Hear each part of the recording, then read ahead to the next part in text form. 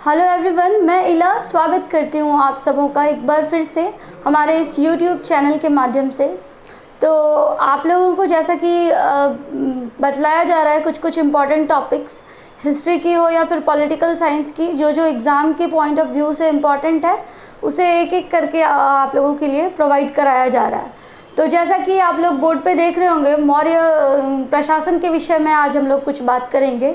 इससे पहले मौर्य वंश के बारे में हम लोगों ने एक वीडियो डाला है, तो उसमें आप लोगों ने कुछ इम्पॉर्टेंट जो मौर्य काल के शासक हुए जैसे कि चंद्रगुप्त मौर्य हों या उनके पुत्र बिंदुसार या फिर अशोक, इनके बारे में हम लोगों ने कुछ इम्पॉर्टेंट चीज़ को देखा था। और क्योंकि वो बड़ा ना हो जाए वीडियो, इसलिए आज सेकंड पार्ट उसका ही लाया गया है। क्योंकि मौर्य वंश जो है वो बहुत ही अच्छे तरीके से वर्क करता है और काफ़ी दूर तक अपने साम्राज्य को विस्तृत करता है, और एग्ज़ाम में अक्सर इसके प्रशासन को लेकर के या शासक को लेकर के या इस तरीके का कोई ना कोई क्वेश्चन देखने के लिए मिलता है।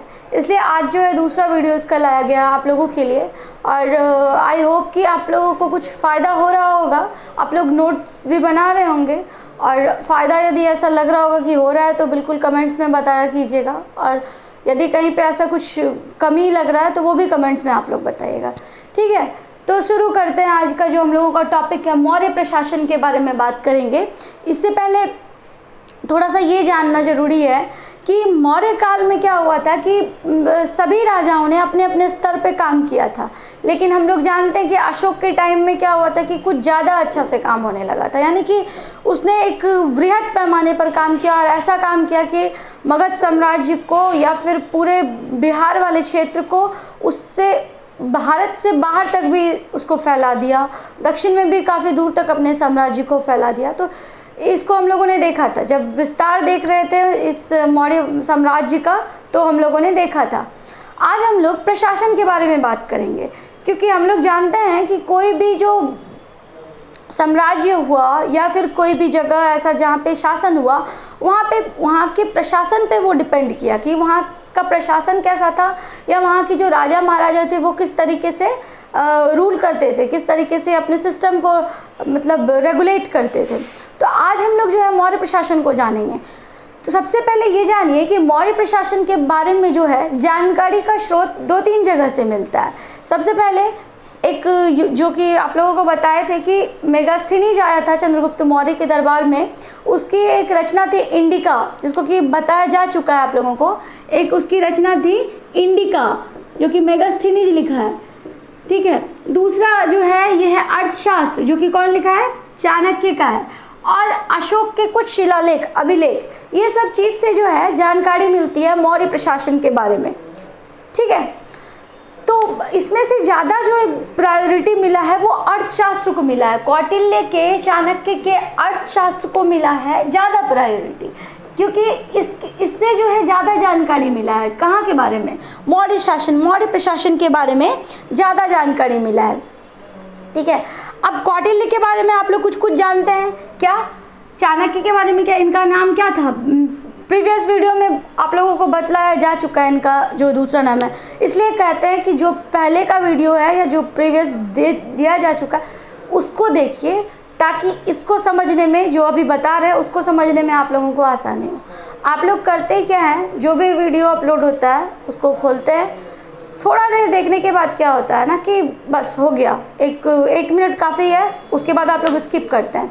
देखिए, अच्छा काम करने में जल्दी मन नहीं लगता है, थोड़ा सा उसके लिए क्या है ना, पेशेंस रखना पड़ता है, आदत डालना पड़ता है किसी भी अच्छे काम को करने के लिए, ठीक है। तो वीडियो को देखने का आदत डालिए। ऐसा नहीं है कि यहाँ पे लेक्चर दिया जाएगा फालतू का या इस तरीके का, जो भी आप लोगों के लिए इम्पॉर्टेंट है वो बतलाया जाएगा। ना ही उतने ब्रॉड रूप में आप लोगों को बताया जा रहा है, ना ही उतना शॉर्टकट बताया जा रहा है। जितना लग रहा है कि ज़रूरी है उतना बताया जा रहा है, ठीक है। तो दिमाग और दिल को और मन को शांत करके वीडियो को देखा कीजिए, ज़रूर फ़ायदा होगा। बात करते हैं अब आगे। ये जो अर्थशास्त्र है इसके कौन है रचनाकार? चाणक्य है। चाणक्य का दूसरा नाम कौटिल्य या फिर उनको विष्णुगुप्त भी कहा गया है। और मैकियावेली से भी इनका तुलना किया गया है, दर्जा दिया गया है भारत का मैकियावेली बोल के। तो चाणक्य जो थे उन्होंने अर्थशास्त्र लिखा था, और चाणक्य जो थे वो चंद्रगुप्त मौर्य के दरबार में रहते थे। और उनके प्रधानमंत्री थे, क्योंकि चाणक्य की सहायता से ही चंद्रगुप्त मौर्य गद्दी पे बैठे थे। उनके मतलब कठोर कह सकते हैं डेडिकेशन के कारण ही चंद्रगुप्त मौर्य बन पाए राजा। तो जो अर्थशास्त्र है, सबसे पहले ये जानिए कि अर्थशास्त्र जो है ये इकोनॉमिक की बुक नहीं है, इकोनॉमिक्स की ये बुक नहीं है, ये राजनीति पर आधारित बुक है। हम लोग जो भी मौर्य प्रशासन के बारे में प्रेडिक्ट करेंगे वो अर्थशास्त्र या इंडिका के आधार पर या अशोक के शिलालेख के आधार पर या अभिलेख के आधार पर, लेकिन प्रायोरिटी किसको देंगे अभी हम लोग? अर्थशास्त्र को। ठीक है, तो अर्थशास्त्र के विषय में पहले ये जानिए आप लोग, इसमें 15 अधिकरण और 180 प्रकरण हैं। अर्थशास्त्र में क्या है? 15 अधिकरण और आता है एग्जाम में डायरेक्ट आता है कि चाणक्य के द्वारा जो रचित अर्थशास्त्र है उसमें कितने अधिकरण हैं। ठीक है, और 15 अधिकरण और 180 क्या है? प्रकरण है। अब कौटिल्य के बारे में थोड़ा एक चीज़ और छूट गया है कि इनका जो जन्म हुआ था वो हुआ था तक्षशिला में। ये जानने का थोड़ा सा है ज़रूरी, क्योंकि कभी कभी एग्जाम में रह जाता है कि कौटिल्य का जन्म हुआ था तक्षशिला में। और अर्थशास्त्र जो है वो किस पे बेस्ड है? राजनीति पे बेस्ड है बुक। ठीक है, और यदि भाषा पूछ ले कोई आप लोगों से कि अर्थशास्त्र की भाषा क्या है, किस भाषा में लिखा है, तो संस्कृत। क्या कहना है? संस्कृत, संस्कृत में लिखा गया है। अब हम लोग बात करते हैं कि इसमें क्या क्या है। सबसे पहले ये जानिए कि चाणक्य जो हैं ये चंद्रगुप्त मौर्य के विषय में या मौर्य प्रशासन में ये बतलाते थे कि राजा जो होता था वो सेंटर पे होता था, मतलब केंद्र में होता था राजा, और जो भी डिसीजन लिया जाता था वो लास्ट फैसला कौन लेता था? राजा लेता था। कहने का ये मतलब है कि राजतंत्रात्मक सिस्टम था। क्या सिस्टम था? राजतंत्रात्मक सिस्टम था। यहाँ पे जो भी होता था मूल होता था उसका कौन? राजा। क्लियर है इतना? अब हम लोग बात करते हैं कि कौटिल्य जो हैं मतलब चाणक्य, उन्होंने अपने अर्थशास्त्र के बुक में सप्तांग सिद्धांत का वर्णन किया है। सीधा क्वेश्चन रहेगा आप लोगों को, सप्तांग सिद्धांत किसके द्वारा दिया गया है? तो किसके द्वारा दिया गया है? कौटिल्य के द्वारा, चाणक्य के द्वारा। ठीक है, तो सप्तांग सिद्धांत किसके लिए दिया गया है? तो सप्तांग सिद्धांत जो था वो राजा के लिए दिया गया है। राजा के विषय में बतलाया गया। उसमें क्या बतलाया गया है? तो सप्तांग में क्या है आगे? सप्त अंग, यानी कि 7 अंग। कहने का ये सेंस है कि राजा के 7 अंग होंगे, 7 अंग राजा के होने चाहिए। कहने का क्या मतलब है कि कोई राजा तब राजा है जब उसके 7 अंग होंगे, ऐसा अर्थशास्त्र में वर्णित है। अब राजा के 7 अंग क्या क्या है? एक तो खुद राजा, उसके बाद अमात्य, अमात्य का मतलब मंत्री। ठीक है, फिर जनपद के बारे में हम लोग चर्चा कर चुके हैं। दुर्ग, जान रहे हैं आप लोग, दुर्ग मीन्स किला, फोर्ट। कोश मतलब क्या? खजाना। उसके बाद मित्र होना चाहिए राजा को, और सेना भी बहुत जरूरी है। तो सप्तांग सिद्धांत में क्या क्या आ गया हम लोगों का? राजा, अमात्य, जनपद, दुर्ग, कोश, मित्र और सेना। क्लियर है इतना? और अब हम लोग देखते हैं प्रशासन में क्या कि इनका जो था ये क्या था? राजतंत्रात्मक सिस्टम था। क्लियर है? क्या था इनका? राजतंत्रात्मक सिस्टम था। आगे यदि हम लोग बात करें तो अभी की तुलना में यदि देखें हम लोग, तो अभी हम लोगों का होता है ना मंत्रिपरिषद। सरकार में हम लोग आगे जो हम लोग पॉलिटिकल साइंस में पढ़ेंगे प्रधानमंत्री या उससे आगे, तो हम लोग जानेंगे मंत्रिपरिषद सरकार का बहुत ही महत्वपूर्ण अंग होता है। तो उस समय में भी क्या था? मंत्रिपरिषद या मंत्री की व्यवस्था थी। एक चीज हमेशा दिमाग में रखिएगा कि जो भी बतलाया जाएगा वो उसका आधार अर्थशास्त्र होगा, यानी कि चाणक्य का लिखा हुआ अर्थशास्त्र, या फिर इंडिका उसका आधार होगा, या फिर अभिलेख। इस चीज को दिमाग में डाल दीजिए। अब बात करते हैं हम लोग मंत्रिपरिषद या मंत्री की। तो मंत्रिपरिषद जो होता था वो अभी के टाइप में ही, यानी कि जैसे अभी मंत्रिपरिषद में होता है ना कि कुछ मेंबर रहते हैं जो कि प्रधानमंत्री को क्या कहते हैं, हम लोगों के प्रधानमंत्री जो भी वर्क करेंगे उसको एक सपोर्ट सिस्टम की तरह काम करते हैं, ये मंत्रिपरिषद। उस समय भी यही होता था कि एक राजा है, उसके हेल्प के लिए कुछ सदस्य हैं, मंत्रिपरिषद वही हुआ, ग्रुप ऑफ मेंबर। एक होता था मंत्री को आप लोग तुलना कर सकते हैं आज की कैबिनेट से। जैसे कि हम लोगों का जो अभी का कैबिनेट होता है, इसमें क्या होता है कि कुछ इंपॉर्टेंट पर्सनैलिटी को रखा जाता है जो कि काफ़ी इंटेलेक्चुअल होते हैं, बुद्धिजीवी होते हैं, उनको रखा जाता है, उनसे हेल्प लिया जाता है समय समय पर। ठीक है, तो वो होते थे। और इनके बारे में एक चीज़ और जानिए आप लोग कि इनके सैलरी के बारे में भी कभी कभी आप लोगों को मिलेगा देखने के लिए कि इनका जो था सैलरी वो 12,000 पन था, पन जैसे अभी रुपया होता है ना, पन, और इनका जो था ये था 48,000 पन। आता है ये भी कभी कभी एग्जाम में, ठीक है, क्लियर है। अब देखिए मंत्रिण में जो आते थे वो अमात्य रहते थे मेनली। अमात्य मीन्स अभी बताए थे थोड़ी देर पहले आप लोगों को, मंत्री को अमात्य कहा गया है मौर्य काल में, क्लियर है। अब आते हैं हम लोग एक चीज़ और कि जो जैसे कि मंत्रिपरिषद में जो मेंबर आ रहे हैं या मंत्रिण में मेंबर आ रहे हैं, उनका क्या बेस था, किस तरीके से वो एंट्री करते थे। तो उनका जो एंट्री होता था, कह सकते हैं एंट्रेंस एग्ज़ाम जो होता था उनका, वो उपधा परीक्षण होता था, ठीक है। उपधा परीक्षण करवाता था चाणक्य के थ्रू चंद्रगुप्त मौर्य। चाणक्य जो थे वो बहुत ही कुटिल दिमाग के थे, इसलिए उनको कौटिल्य भी कहा गया है। मतलब उनका क्या था कि किसी भी चीज़ को बहुत ही तर्क वितर्क और एक तरीके से कह सकते हैं इन्वेस्टिगेशन, उसके बाद वो उनको शामिल करते थे इसमें मंत्रीगण में, मतलब जो मेंबर होते थे। और ये तो इंडिका में तो मेगास्थनीज ने इतना भी कहा है कि चंद्रगुप्त मौर्य जो थे उनके चारों तरफ बॉडीगार्ड रहते थे, और वो भी बॉडीगार्ड में स्त्री रहती थी, पुरुष नहीं स्त्री, ऐसा मेगास्थनीज ने अपनी पुस्तक इंडिका में कहा है। तो ये सब करवाते थे कौन, चाणक्य करवाते थे, क्योंकि उनको थोड़ा सा कहा जाता है कि बहुत, अभी भी हम लोग पढ़ते हैं ना चाणक्य नीति ये है वो है, तो उस तरीके का था उनके पास बुद्धि। तो उपधा परीक्षण के बाद ही मंत्रीगण मंत्रिपरिषद में कोई भी व्यक्ति शामिल होता था या मंत्रिण में, ठीक है। अब यदि हम लोग आगे आते हैं, कुछ अलग चीज़ देखते हैं, तो जैसे कि अभी हम लोग देखते हैं, बिल्कुल अभी से कंपेयर करते चले तो आप लोगों को क्लियर होगा। जैसे अभी हम लोग देखते हैं ना, रक्षा विभाग अलग है, कृषि विभाग अलग है, या फिर वित्त विभाग अलग है, वित्त मंत्री अलग होते हैं। तो उस टाइम में विभाग को तीर्थ कहा जाता था। क्या कहा जाता था? तीर्थ विभाग को कहते थे। उस टाइम में चाणक्य ने 18 तीर्थ की चर्चा की है। तीर्थ मतलब विभाग। 18 तीर्थ की चर्चा किसने की है? चाणक्य ने की है। अब इसमें जो मेन है, कुछ इंपॉर्टेंट है, उसको हम लोग देखते हैं। जैसे कि सेनापति, सेना का जो मेन होता था, ठीक है, तो इसमें मेनली 3 टाइप का सेना आता था। जैसे अभी हम लोग देखते हैं ना, जल सेना, थल सेना, वायु सेना। उस टाइम में 3 था। कौन कौन? एक था पैदल, एक था हाथी वाला, और एक था घोड़ा, घुड़सवार, हाथी सवार वाला, और एक पैदल। तो ये 3 सेना था उस टाइम में। ये हो गया सेनापति, ये विभाग हो गया, ठीक है। इसमें एक चीज़ और जानिए कि उस टाइम में पुलिस जो होते थे, जैसे अभी पुलिस होता है ना, उस टाइम में पुलिस को रक्षिण कहा जाता था। क्या कहा जाता था? रक्षिण कहा जाता था। पुलिस को क्या कहा जाता था? रक्षिण कहा जाता था। अब आगे देखते हैं यदि हम लोग दूसरे विभाग को, तो एक विभाग था के अध्यक्ष को कहते थे सन्निधाता। क्या कहते थे? सन्निधाता। किस विभाग के अध्यक्ष को? तो कोषाध्यक्ष को कहते थे सन्निधाता। यानी कि कोषाध्यक्ष मतलब क्या कि खजाना का जो मेन होता था। खजाना जैसे कि होता है ना कि अभी भी हम लोगों का, आप लोग आगे पढ़ेंगे, संचित निधि, आकस्मिक निधि, तो उसका कोई एक मेन होता है जो बनाया जाता है। तो उस टाइम में जो कोषाध्यक्ष होता था उसको कहते थे सन्निधाता। क्लियर है? आगे देखते हैं समाहर्ता क्या था। ये बहुत इंपॉर्टेंट है, एकदम से नोट डाउन करते जाइए आप लोग। सन्निधाता क्या हो गया? कोषाध्यक्ष। समाहर्ता का यदि बात करें तो टैक्स लेने वाला, जो भी क्या करता था, टैक्स वसूलता था, उसका हेड होता था, उसको कहते थे समाहर्ता, ठीक है। दंडपाल क्या होता था? दंडपाल में क्या आप लोगों को साउंड कर रहा है? दंडपाल में दंड देने वाला टाइप का साउंड कर रहा है ना। तो जैसे कि जो भी जिस तरीके का मौर्य प्रशासन में क्या होता था कि सैन्य, जैसे कि 3 सेना बताया अभी आप लोगों को, तो सैन्य सामग्री को क्या करता था? एकत्र करके रखने वाला, उसका लीडर, ठीक है।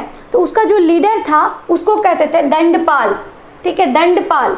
यहाँ पे आप लोगों को साउंड आ रहा है दंड का, लेकिन ऐसा नहीं था कि दंड देने वाले को दंडपाल कहते थे, ऐसा नहीं। सैन्य सामग्री को जो इकट्ठा करके उसको लीड करता था, उसको रखता था, उसका नेतृत्व करता था, वो दंडपाल कहलाता था। अब यदि अनंतपाल का बात हम लोग करें तो होता क्या था उस टाइमिंग में कि सीमा पे, जैसे कि इतना दूर का एरिया है, मौर्य वंश का इतना दूर का एरिया है, तो ये जो सीमा पे जो दुर्ग बनाता था राजा लोग, तो इस दुर्ग को जो रक्षा करता था, ये इसका हेड होता था अनंतपाल, ठीक है। इसका हेड कौन होता था? अनंतपाल। यानी कि सीमावर्ती दुर्गों का जो रक्षक होता था उसको क्या कहते थे? अनंतपाल। क्लियर है? अब यदि बात करें आठवीं की, तो वन आठवीं में हो जाएगा आप लोगों को कि जंगल यानी कि वन विभाग का जो प्रमुख होता था उसको कहते थे आटविक। वन विभाग के प्रमुख को क्या कहते थे? आटविक। द्वारिक में क्या लग रहा है? यानी कि द्वारपाल टाइप का, यानी कि जो रक्षा करता था, देखभाल करता था, वो हो गया द्वारिक। यदि सीता अध्यक्ष का बात करें तो जमीन का जो होता था, यानी कि जो राजकीय भूमि होती थी ना, राजकीय भूमि यानी कि कृषि विभाग का प्रमुख, उसको क्या कहते थे? सीता अध्यक्ष। यहाँ तक क्लियर है ना? अब आगे हम लोग देखते हैं। तो महिलाओं की स्थिति को देखने से पहले एक चीज़ ये जानिए आप लोग कि जैसा कि जाने हम लोग कि 5 प्रांत में डिवाइड था, तो प्रांत जो था वो प्रांत इसमें विषय में बटा हुआ था। किस में बटा हुआ था? प्रांत जो था वो विषय में बटा हुआ था। विषय जो था जैसे कि अभी है ना कि राज्य में बटा हुआ है, जैसे कि भारत में कितने भी राज्य हैं उसके अंदर कितने ज़िले हैं, ज़िले के अंदर कितने ग्राम हैं, ये सब चीज़ में डिवाइड है अभी। उसी तरीके से प्रांत विषय में डिवाइड था। विषय जो था वो उसके अंदर 10 गांव का एक समूह आता था। ठीक है, 10 गांव का एक समूह आता था जिसके हेड को कहा जाता था गोप। क्या कहा जाता था? गोप। और विषय के हेड को कहा जाता था विषयपति। क्या कहा जाता था? विषयपति। प्रांत का तो जान ही रहे हैं आप लोग, जैसे कि जानते हैं ना कि बिंदुसार के टाइमिंग में वो क्या किया था कि अशोक को किसी प्रांत का मेन बना दिया था। ठीक है, तो वो वहाँ पे विषय वो डिवाइड होता था विषय में। विषय से हो गया 10 गांव। 10 गांव का जो हेड होता था उसको गोप कहते थे। फिर ग्राम का बात यदि करें तो गांव का जो होता था वो मुखिया हो गया। क्लियर है? ये थोड़ा जरूरी था जानना टर्म। अब बात करते हैं महिलाओं की स्थिति कैसी थी। तो महिलाओं की स्थिति हम लोग जान रहे हैं कि उत्तर वैदिक काल में क्या हुआ था, महिलाओं की स्थिति में गिरावट आ गया था, मतलब खराब स्थिति हो गया था। लेकिन इस टाइमिंग में क्या हुआ था कि महिलाओं की स्थिति थोड़ी ठीक होने लगी थी, मतलब पहले से थोड़ी सी अच्छी होने लगी थी। दूसरी चीज़ ये जानिए कि विधवा विवाह जो है, विधवा विवाह को अलाउ कर दिया गया था, यानी कि विधवा विवाह हो सकता है।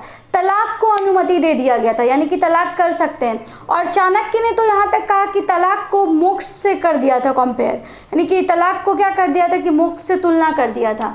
अब बात करें यदि नियोग प्रथा भी प्रचलित थी। नियोग प्रथा आप लोगों को वैदिक काल के समय में बतलाया जा चुका है, तो जो जिन्होंने नहीं देखा है देख लीजिए। लेकिन थोड़ा सा एक रिव्यू दे दें इसका कि होता क्या था कि यदि किसी स्त्री का पति का देहांत हो जाता है, वो मर जाते हैं, तो और वो निसंतान है स्त्री, तो वो क्या कर सकती हैं कि अपने ही उससे मतलब पति के भाई से वो विवाह कर सकती है संतान उत्पत्ति के उद्देश्य से।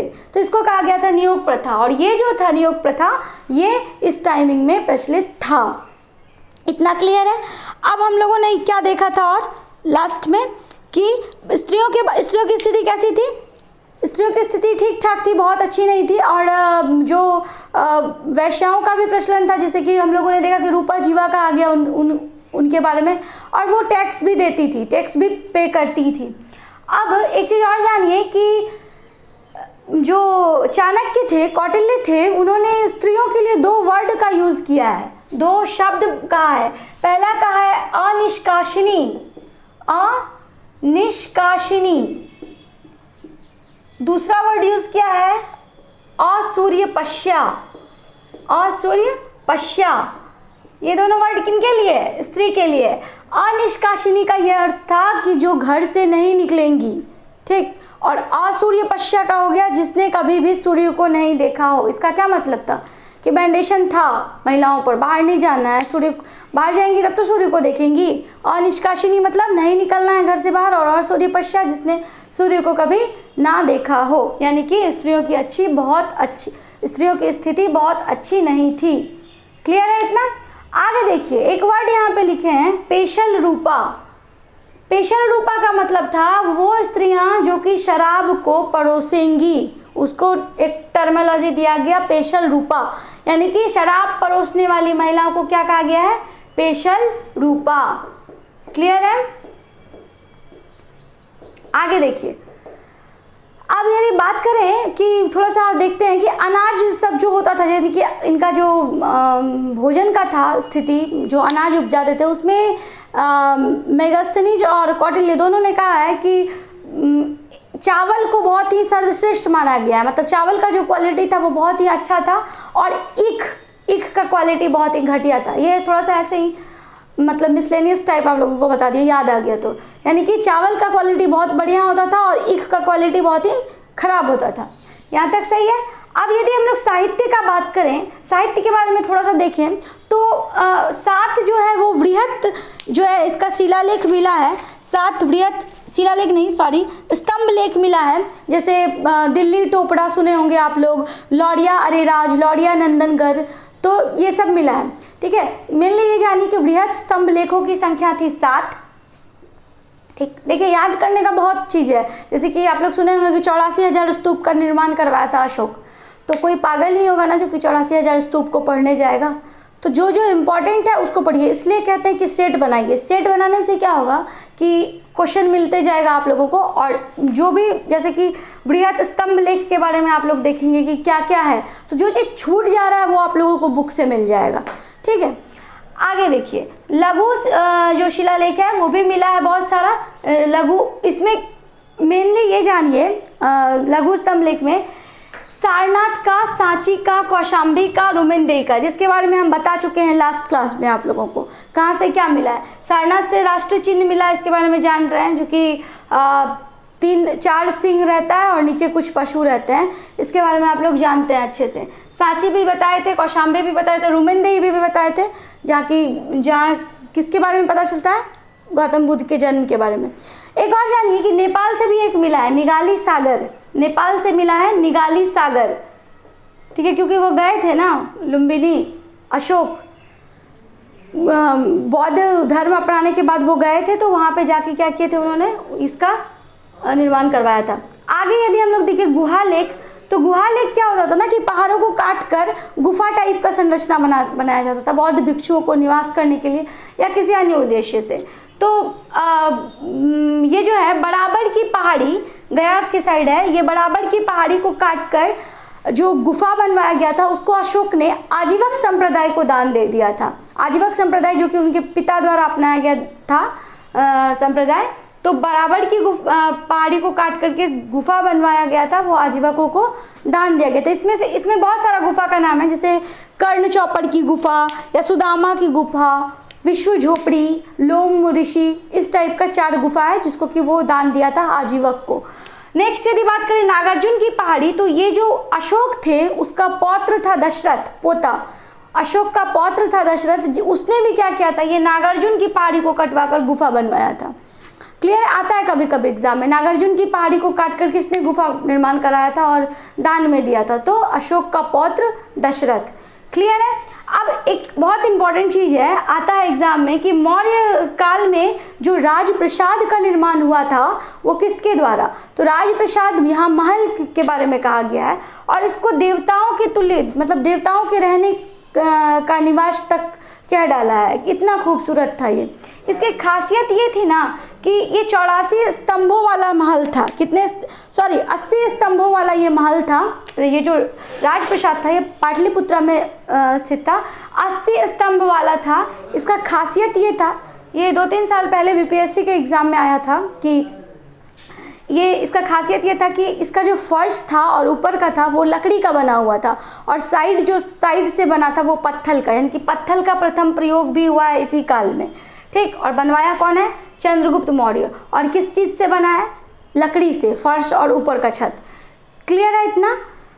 अब नेक्स्ट देखिए, ये जो अभिलेख था इनका अशोक का, ये 14 अभिलेख है, जिसमें कि सारा पढ़ना जरूरी नहीं है, कुछ कुछ इम्पॉर्टेंट है, तो उसको देख लीजिए कि पहला में जैसे कि पहला अभिलेख है, इसमें पशु बलि के बारे में निंदा करके बतलाया गया है कि, लेकिन अशोक खुद जो था वो पशु बलि, जब तक वो धर्म का नीति नहीं अपनाया था, तो कहा जाता है कि उनके रसोई में मोर का भी मांस बना था और वो खाते थे। लेकिन बौद्ध धर्म अपनाने के बाद उन्होंने क्या किया है कि पशु बलि का निंदा किया और पशु बलि के विरोध में बात की है। यदि हम लोग अब बात करें 5वां शिलालेख का, तो इसमें धम्म महामात्र के बारे में वर्णन है। 5वां शिलालेख और अभिलेख में थोड़ा सा हो जाता है कंफ्यूजन बोलने के क्रम में, तो उस पर ध्यान दीजिएगा आप लोग। पहला अभिलेख में पशु बलि के बारे में, वहीं पे हम लोग यदि पांचवा का बात करें तो धम्म महामात्रों के बारे में बात किया है। चौथा का यदि बात करें धम्म का चर्चा किया, यानी कि पहले ये पहला से सीरियली यदि हम लोग आए तो धीरे धीरे इसने क्या किया, सुधार का काम किया है। चौथा में धम्म के बारे में बात किया है, पांचवा में धम्म महामात्र के बारे में बात किया है, वहीं सातवां में तीर्थ यात्रा के विषय में बात किया, ये तीर्थ यात्रा पे जोर देते थे। और वहीं पे 13वां बहुत इंपॉर्टेंट है, कलिंग युद्ध के बारे में बात किया है।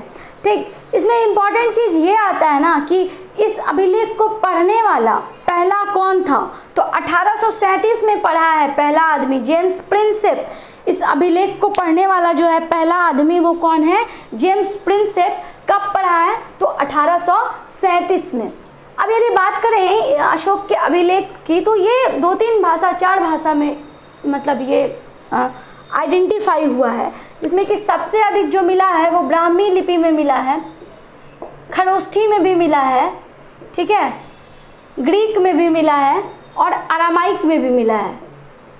क्लियर है, ये सब लिपि में मिला है, लेकिन भारत में जो भी मिला है अधिकांशतः वो ब्राह्मी में मिला है। खरोष्ठी के बारे में एक चीज़ ये जानिए कि ये जो है ना दायां से बायां फिर बायां से दायां लिखा जाता है, दायां से बायां ये स्टार्ट होता है, ठीक है। ये सब जो है ये पश्चिमोत्तर साइड का है, अरामाइक या ग्रीक, ये पाकिस्तान अफगानिस्तान वाला एरिया का जो भी मिला है वो इस भाषा में, इस लिपि में। क्लियर है, तो अभी तक में जो भी हम लोग देखे, मेरा कोशिश था ये कि जो भी इम्पोर्टेंट है छूटे नहीं आप लोगों का एग्ज़ाम में, उसको मैंने कोशिश किया कि आप लोगों के सामने रखूं। और ऐसा लग रहा है कि आप लोग एंजॉय कर रहे होंगे, जो भी बताया जा रहा है समझ रहे होंगे अच्छे से, और हेल्प भी हो रहा होगा। और यदि किसी तरीके का दिक्कत हो रहा होगा तो आप लोग ज़रूर बताइएगा कमेंट्स में कि क्यों नहीं अच्छा लग रहा है, क्या कारण है, नहीं है।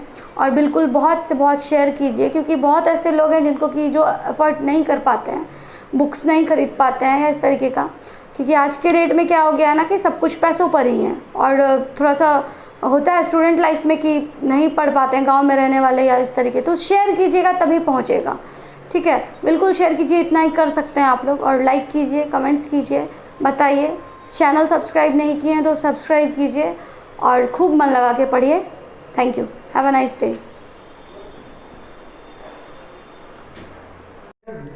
अब आगे देखते हैं हम लोग इसी में, क्योंकि बहुत सारा पॉइंट है इसलिए आप लोगों को सारा बताना ज़रूरी है।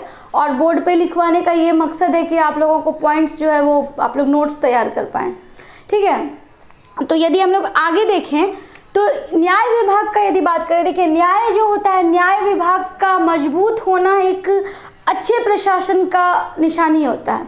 क्योंकि अभी भी हम लोग देखते हैं कि न्यायपालिका क्या होती है, न्यायपालिका सर्वोच्च होती है यदि हम लोग अपने देश की बात करें तो। हालांकि किसी भी देश में न्याय विभाग का मजबूत होना क्या है, ज़रूरी है। तो यदि न्याय विभाग को देखें तो हालांकि होता क्या था उस समय में, राजा जो होते थे वो उनका जो फैसला होता था वो होता था, फाइनल डिसीजन उनका होता था। लेकिन न्याय विभाग के लिए जो कुछ एक दो मतलब व्यक्ति को रखा जाता था, जो उनका हेड होते थे, उनको राजुक कहा जाता था, ठीक है। क्या कहा जाता था, राजुक कहा जाता था। अब देखिए 2 मामले तभी भी होते थे, दीवानी मामला और फौजदारी मामला। ये दोनों तो क्लियर होगा ना, यदि नहीं है क्लियर तो एक बार सुन लीजिए। यदि दीवानी मामलों के अंतर्गत क्या होता है ना कि जैसे कि ज़मीन विवाद हो गया, मकान विवाद हो गया, इस तरीके का कुछ छिटपुट चीज़, जैसे कि आजकल होता है ना ज़मीन, थोड़े से ज़मीन के लिए हो गया लड़ाई झगड़ा, तो वो सब जो मामला आता था वो दीवानी में आता था। और वहीं पे खून मतलब किसी को मार देना या इस तरीके का कुछ भी, हत्या, ये सब आ जाता था फौजदारी में, ठीक है। इसका जो मेन होता था दीवानी मामलों का, उसको कहते थे धर्म स्थानीय। क्या कहते थे, धर्म स्थानीय। बहुत इंपॉर्टेंट है, बिल्कुल अच्छे से देखते चलिए। और इसके जो मेन होते थे फौजदारी के, उसको कहते थे कंटक शोधन। क्या कहते थे, कंटक शोधन। ये सब वो बताया जाएगा ऑफलाइन क्लासेस में, लेकिन आप लोग जो है ना इसको थोड़ा सा अच्छे से अभी समझ लीजिए ताकि बाद में और क्लियर हो जाए, जो लोग क्लासेस करते हैं उनके लिए। और जो नहीं कर रहे हैं, दूर से देख रहे हैं, उनके लिए तो फ़ायदा है ही।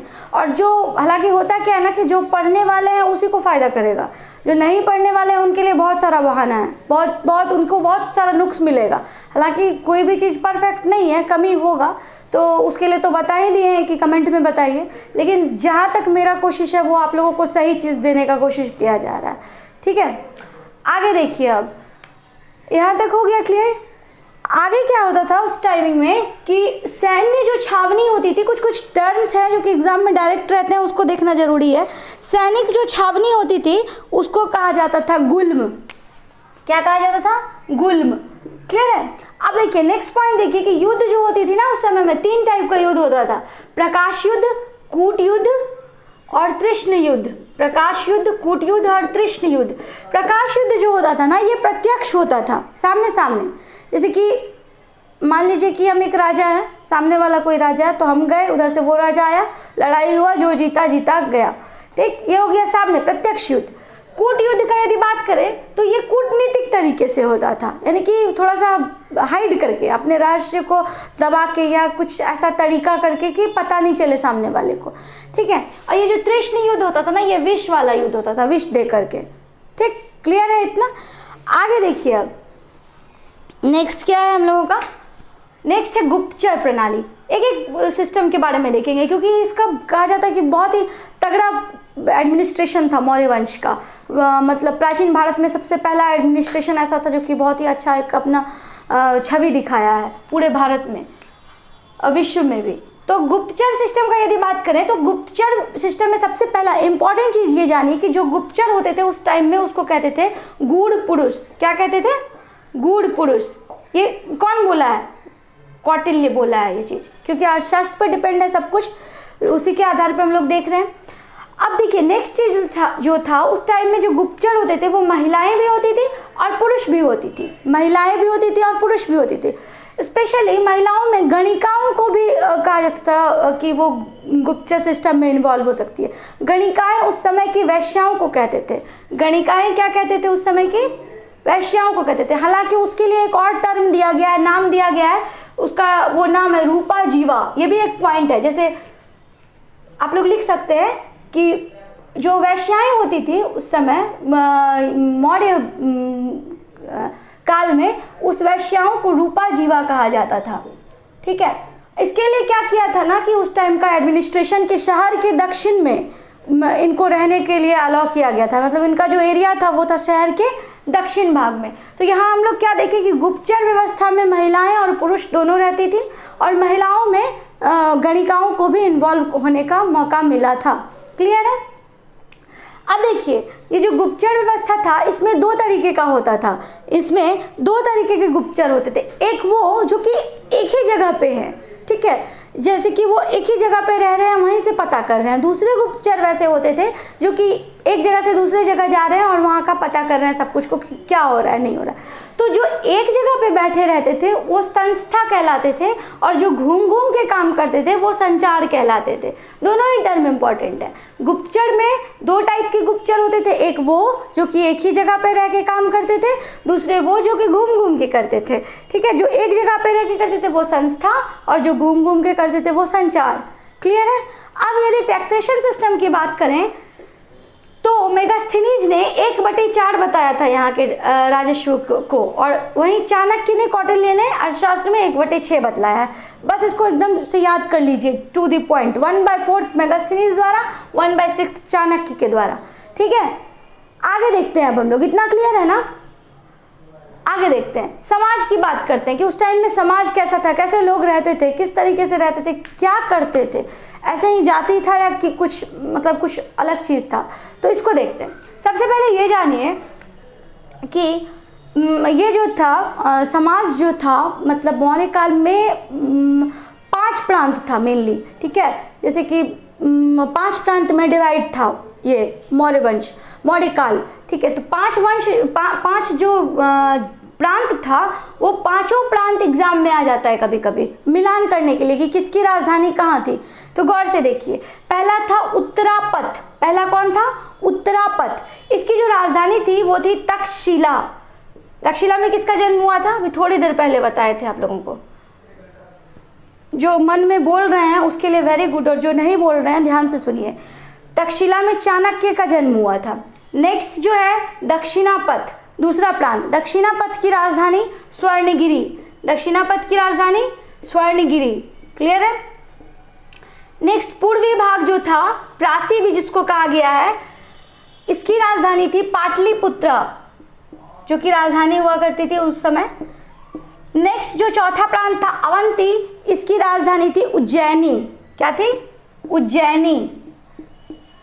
और जो नेक्स्ट लास्ट कलिंग, जिसपे अशोक ने आक्रमण किया था और आक्रमण करने के बाद इसका हृदय परिवर्तन हो गया था और धम्म को ये कर लिए थे, अपना लिए थे, तो वो कलिंग की राजधानी थी तोशली या तोशाली। ठीक है, क्लियर होते जा रहा है ना? हो गया, 5 प्रांत था, 5 की राजधानी देख लिया हम लोग। आगे देखते हैं हम लोग। अब देखिए, मेगास्थनीज और कौटिल्य, चाणक्य, दोनों ने समाज में अपने अपने अकॉर्डिंग बतलाया है जाति, कितनी जाति थी। कौटिल्य जो थे वो बोलते हैं कि जैसे वैदिक काल में 4 जाति था, ब्राह्मण, क्षत्रिय, वैश्य, शूद्र, बस उसी टाइप का चल रहा था। इस टाइमिंग में भी कुछ चेंजिंग नहीं था। लेकिन हाँ, कौटिल्य यहाँ एक चीज इंक्लूड करते हैं कि शूद्रों की स्थिति सुधर गई थी। क्यों? क्योंकि चंद्रगुप्त मौर्य के बारे में कहा गया था कि वो खुद एक वृषल जाति के थे। ठीक है, मुद्रा राक्षस ये बतलाता है। तो ये सब बताया जा चुका आप लोगों को। तो कौटिल्य कहते थे कि 4 ही जाति थी, लेकिन शूद्रों की स्थिति क्या हुई थी? सुधरी थी। ब्राह्मणों का उतना ज्यादा तानाशाही नहीं चल रहा था। वहीं मेगास्थनीज ने कहा कि 7 जातियां थी। मेगास्थनीज ने अपने इंडिका में क्या कहा? मौर्य काल में कितनी जातियां थी? 7 जातियां थी। कौन कौन? तो ये देखिए, दार्शनिक, मंत्री, कृषक, कारीगर, सैनिक, निरीक्षक और सभासद। हालांकि एग्जाम में ये नहीं आएगा, लेकिन एक बार मतलब आप लोग थोड़ा सा देख लीजिए। 7 जातियां थी मेगास्थनीज के अकॉर्डिंग, दार्शनिक, मंत्री, कृषक, कारीगर, सैनिक, निरीक्षक और सभासद। यहाँ तक क्लियर हुआ ना? चलिए, अब हम लोग आगे जो देखेंगे वो देखेंगे कि महिलाओं की स्थिति कैसी थी इस टाइम में।